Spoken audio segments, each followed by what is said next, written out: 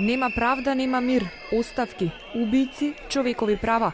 Со овие пароли демонстрантите го почнаа денешниот 4-ти протест на кој го изразија револтот за убиството на Мартин Нешковски и полициската бруталност.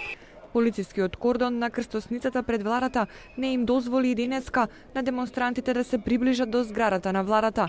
Граѓаните што присуствуваа на протестот изјавија дека се револтирани од целокупната состојба во земјава, а вината ја лоцираат во владата. Затоа што ми е доста од владава, затоа што народот е све посиромашен, затоа што студентите излегоа на протести и си ги бараа правата и мислам дека ќе ги добијат, затоа што средношколците се уште се во шатори, доста е веќе. Револтот е најголем затоа што ни го попречуваат нашето право, нашето граѓанско право, значи да излеземе на улица да протестираме. Има ефект секако ќе има, може да ќе почекаме малку, али ефект ќе има. Али памет во глава, зашто не провоцираат владачките структури. Верувате ли во снимките што ги објавува? Верувам 100%.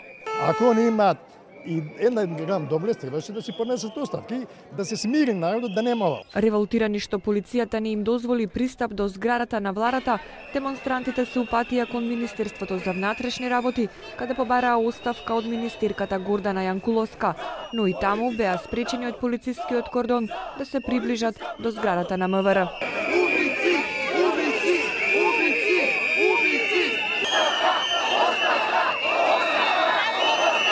На пат до собранието, демонстрантите застанаа и пред зградата каде што живее премиерот Никола Груевски, каде упатија повици за оставки, а потоа тргнаа кон собранието. Демонстрантите најавија дека протестите ќе продолжат и во следните денови.